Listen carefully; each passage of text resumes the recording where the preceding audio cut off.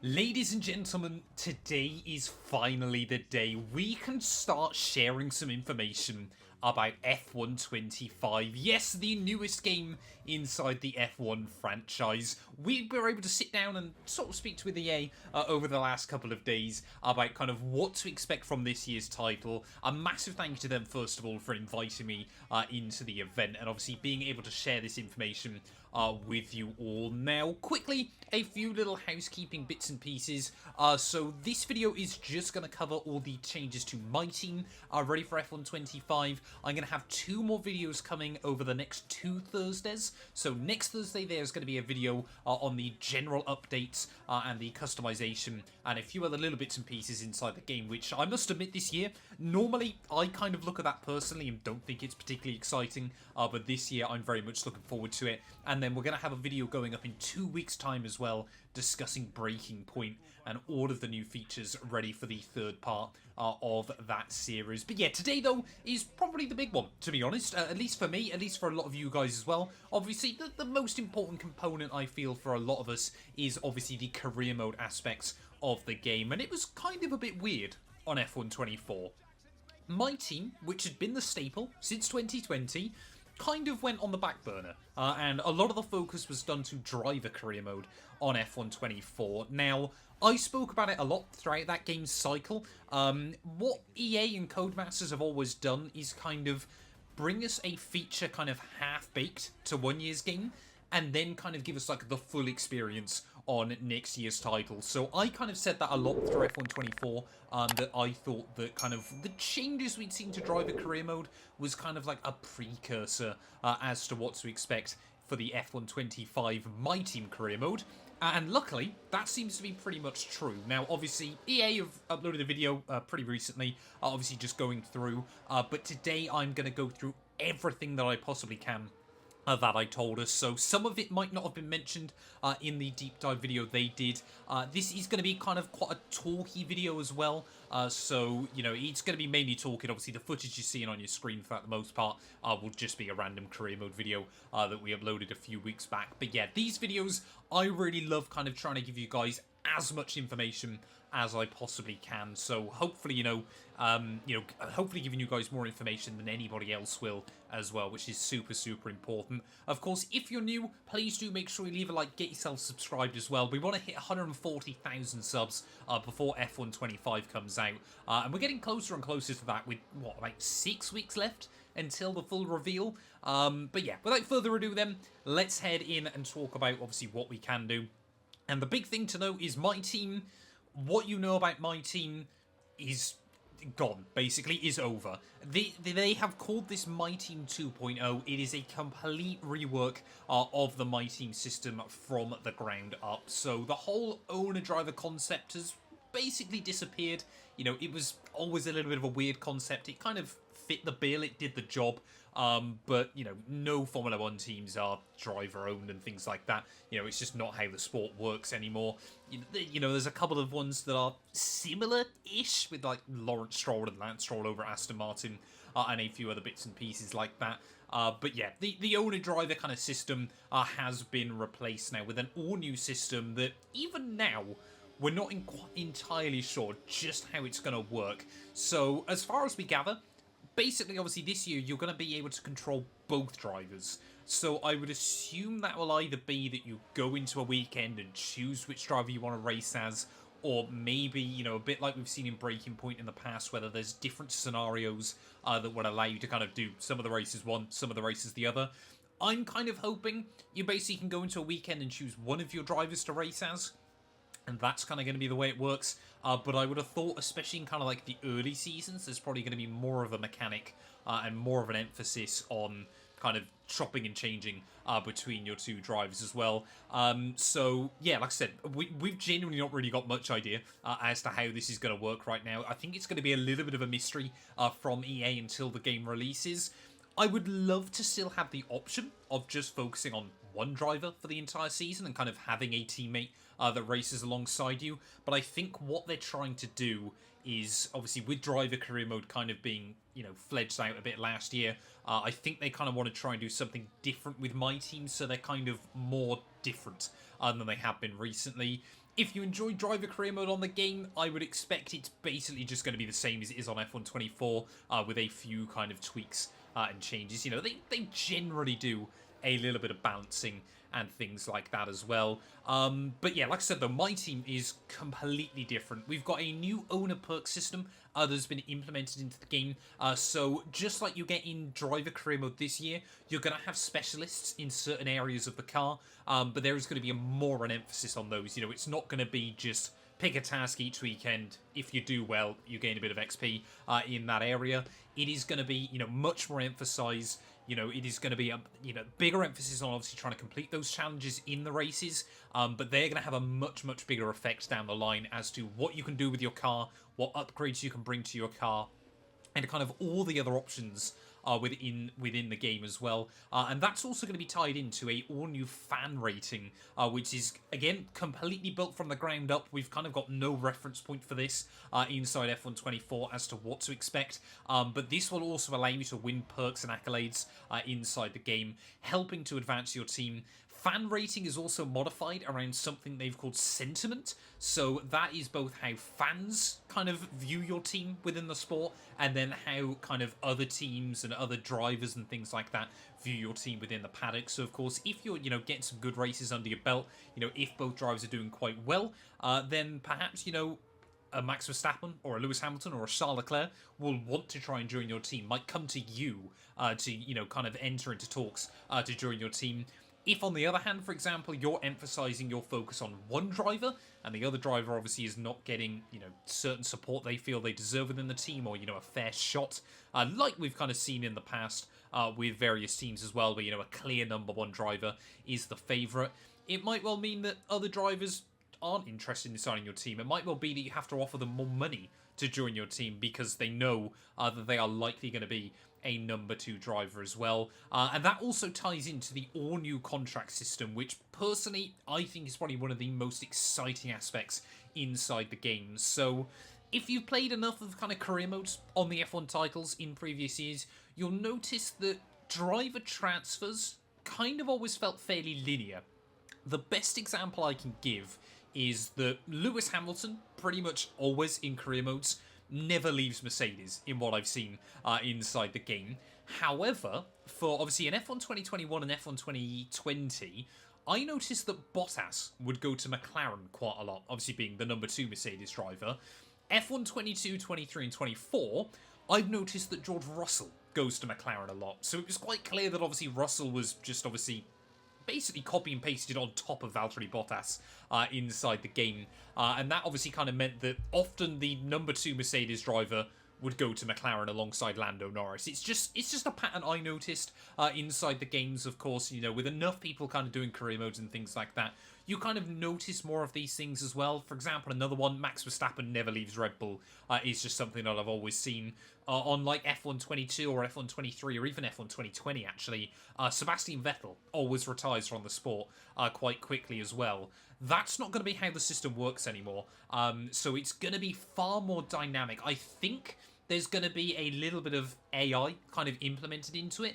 But what you're going to find now is, for example, if, say, you know, using our driver career mode as an example, Haas, they're looking really good right now. They're doing really well in the World Championships. You know, they're fighting, you know, for the Drivers and Constructors Championships. Say, for example, a Max Verstappen in a Red Bull. As we've seen in F1 24 career mode, Red Bull just absolutely nosedive in terms of performance.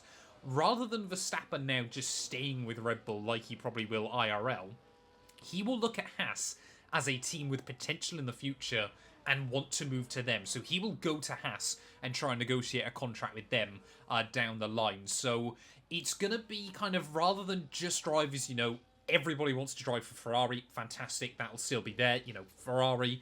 But say, for example, Williams, on the other hand, you know, Alex Albon, first 3 races of 2025, he scored points. In real-life Formula 1, other drivers, say an Esteban Ocon, who's maybe struggled at the start of the year, will be looking and trying to engage in talks with Williams. That is what they are trying to encompass inside the game. So hopefully, you know, we've seen it before on quite a few occasions. A great example, again, is the fact that Max Verstappen's retired in my career mode, and Red Bull have signed Logan Sargent to go alongside Sergio Perez at the team. they're doing terribly this season.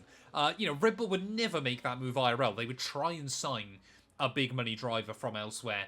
That is what hopefully we're going to see more of inside F1 25, of the big teams kind of picking who they want and, poaching them from other teams. And then obviously the smaller teams kind of having to pick up the scraps almost. Or, suddenly if a team is doing better than expected, that, big name drivers might want to join that team, might want to try and hedge their bets for the future, like Hamilton did back with, moving to Mercedes, ready for 2013.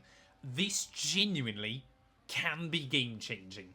And I really, really hope this is implemented well and works, because it is arguably the most exciting aspect to F1 25 for the My Team career mode. I assume this will be implemented into driver career mode as well. It wasn't explicitly messaged, kind of mentioned to us, but things like that, they're not going to put two separate gameplay mechanics into the same game.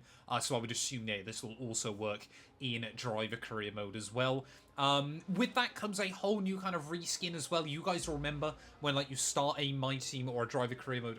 It was mainly My Team, wasn't it? Inside the previous games, you would get to see the facility, and then you would kind of have your workforce areas within the team. That has been completely revamped for F1 2025 as well. Obviously, you guys will have seen the screenshots in the kind of official deep dive that EA have made as well. So, like I said, every aspect of My Team has been completely kind of rebuilt from the ground up, because it kind of felt like by the time we got to F1 23, and especially with F1 24, My Team had just been copied and pasted over the last couple of titles. But these kind of features for a small team, like the one at EA, it does take a couple of years for them to implement. And that's why I think they kind of tried to do nothing with My Team last year, tested some of these new features in driver career mode, and then obviously brought them properly for the My Team career mode this time round. There's also, and this is a big one, that clearly there's a few bits here that have been inspired by F1 Manager games. Upgrades now on your car. Of course, you earn the R&D by doing the free practice programs, by achieving the goals. You do an upgrade, usually it would work, and it would just be on both cars. They have massively altered this for F1 25, and I think it's going to catch a lot of people out. So for upgrades now work in two separate parts. First of all, you have to research the upgrade, a bit like F1 Manager, and then you have to manufacture the upgrade. So rather than an upgrade just arriving and going on both cars, and now you will obviously potentially get to a point where you can get a new front wing ready on Thursday before a Grand Prix. Say today, for example, ready for Bahrain. You won't be able to build a second one until Monday after the Bahrain Grand Prix. So it's about which driver do you give that new front wing to? And of course that ties in again to how other teams and drivers might be kind of viewing your team within the sport. It will also affect, obviously, it might well decide which driver you want to race as in that weekend, of course, but now you've got control over both of the cars as well. So that, I think, is going to be huge inside this year's title of, do you kind of put all your eggs in one basket? Say, for example, that driver then has a crash or a retirement, you might lose that upgrade on that car, and then obviously when the next front wing comes in, it might well be that you give that same to the number one driver again, or it might be that you give that front wing that was intended for your number two driver to your number two driver, a bit like we saw back with Red Bull in 2010 with Mark Webber and Sebastian Vettel. I don't know this is not confirmed, but I would assume as well, because this is being implemented now, I hope we've got a little bit of budget cap implementation as well. I don't think it needs to be at the same level as F1 Manager was, but it still felt, obviously, the budget cap was such a big thing when it came in 2021, and it's just never been in the career modes inside the F1 game as well. Obviously, My Team hasn't been altered since then, so it would have been a massive undertaking to kind of implement it, but I'm hoping now that obviously you're going to be kind of limited potentially by the budget cap, because of course all you'd really do is just pile up a load of R&D, stack a huge amount of upgrades on a car, and then leapfrog to the front of the order. Obviously that doesn't tend to happen in Formula 1 unless a team has found something very, very special. So yeah, hopefully that is going to be implemented into the game as well. And again, this is all going to tie in together with how other teams view your team, how other drivers view your team as well. And I'm hoping it's going to potentially make it a bit more difficult to kind of get your team to the front, because it has followed a linear system. Season 1, you generally struggle. Season 2, you kind of get towards the front. Sometimes you fight for the championship, sometimes you don't. And then Season 3, you're basically in World Championship contention.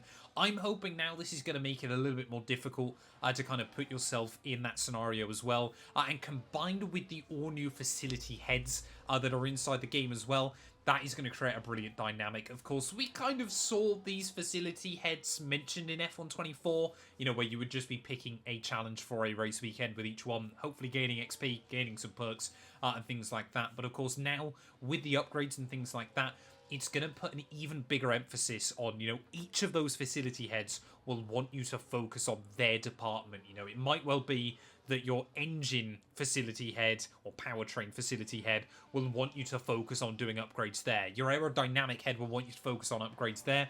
And again, I'm hoping, a bit like F1 Manager, we're going to see some implementation where you are limited. You know, you can either do a big power unit upgrade or maybe a smaller aero and chassis upgrade to the car and things like that. And it's something that has been really well implemented in the F1 Manager games that I think now, especially as we're not getting an F1 Manager 25, we don't think.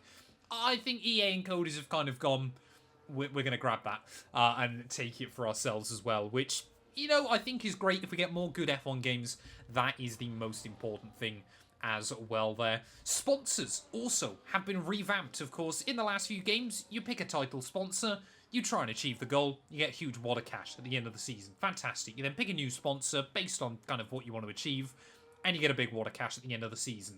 Sponsors have been massively changed now, and I quote, to focus on more long-term relationships. So it might well be that, for example, you sign with a sponsor for Season 1, and they say, if you finish 8th in the Constructors' Championship, you get $20 million, as an example. It might well be that that sponsor then goes, you know, if you finish 8th Season 1, $20 million. Fantastic. If you then finish 5th in Season 2, we'll give you $50 million as your next example. And it might well be that if you achieve that goal in Season 1 but want to sign somewhere else, they might go, we'll give you $30 million if you achieve P5 in the World Championship.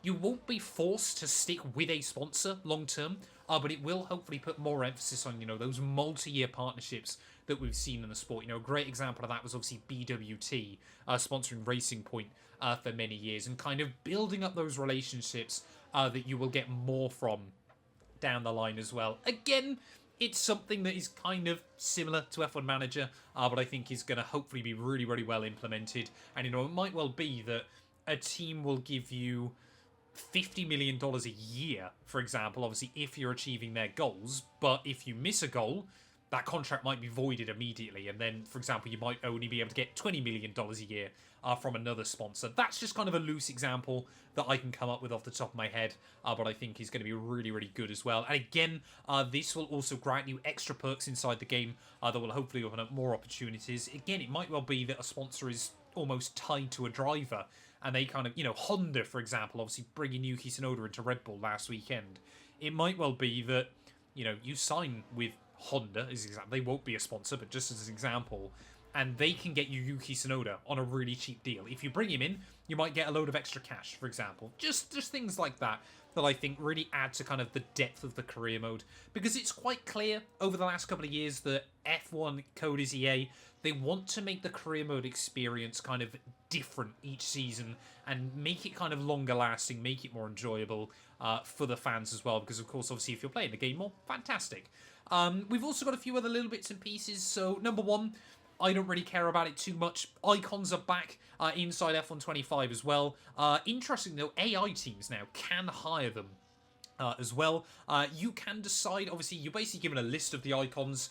I assume it's just going to be the same ones as we've had in the last few games. But you basically obviously get a list that you can pick at the start of career mode, and you can either say, I don't want any of them, I want all of them, or I only want Felipe Massa, Kamui Kobayashi, and Jenson Button. I don't want Michael Schumacher and Ayrton Senna, because I personally have always found it a little bit weird putting those two back in the game as well. So, like I said, I assume this is just all previous icons, but also they mentioned F3 icons inside the game. Now, I don't know whether that is going to be a limited set of F3 drivers that can then work their way up into F1, or whether we're going to get all of the F3 drivers kind of brought into the pool as well, like we kind of see with the F2 drivers, because apparently, and I've never known whether this is accurate or not, apparently, when you're going through career mode, the F2 season is actually simulated. So it's who's done well in a season in F2 actually gets the seat in Formula 1. That's how, like, their driver rating is worked out when they come into the sport as well. So maybe this year we're going to have F3 simulated as well, and then those drivers can go to F2 and then F1 down the line. Again, it's not something we're entirely sure about at the moment, but it's really, really cool. And the final and quite interesting aspect that I think is going to be exciting to see is that Connor Sport, obviously from Breaking Point, and Apex GP, of course from the F1 movie, they are also now both going to be playable as the 11th team on the grid. So you can bring Connor Sport into the sport, and then what you can even do is actually bring Connor Sport in and then sign yourself to McLaren in career mode and things like that. Or Apex GP as well. We can't talk obviously too much about Breaking Point just yet, but as far as we know, that Connor Sport can even, once you've played Breaking Point, you can then have the option to start a My Team career mode as Connor Sport, and they'll give you apparently a rough kind of area as to where you left Connor Sport in Breaking Point. So say, for example, if they won the World Championship, you can then sign with them or create them as a team, and they will be a championship contender for the next season as well. Like I said, there'll be more Breaking Point information coming in the not too distant future, but I think, again, it's really, really cool that they're kind of adding these, they are novelty features to the game, but really, really exciting to see, Connor Sport, I think they've nabbed that from my good friend Gary, because of course he brought Connor Sport back in on F123, but Apex GP as well, it will be interesting, if for some people, if the livery editor isn't that great still and things like that, it might well be that they just want, a good livery inside the game, something that looks somewhat realistic as well, which would be absolutely fantastic to see. And, just giving fans a little bit of that option, for people that maybe are looking forward to the F1 movie, that this is the first F1 game they're playing. Perhaps they just want to race as Apex GP and things like that, and maybe try and recreate some of the things from the movie as well. But there we are then. I think that is going to cover us for today's video. Like I said, we're going to have 2 more of these coming over the next couple of weeks. A massive thank you to all of you that have watched all the way through to the end. Let me know any of your questions that you've got down below as well. Like I said, this is quite a long, talky video, but I would always rather kind of do this and give you as much information as I can, rather than doing kind of a smaller video and just skimming over details as best as possible. But yeah, thank you all so much for watching. Let me know your thoughts and feelings. Are you excited for F125? Down in the comments below, and we'll be back very soon with more Formula 1 content.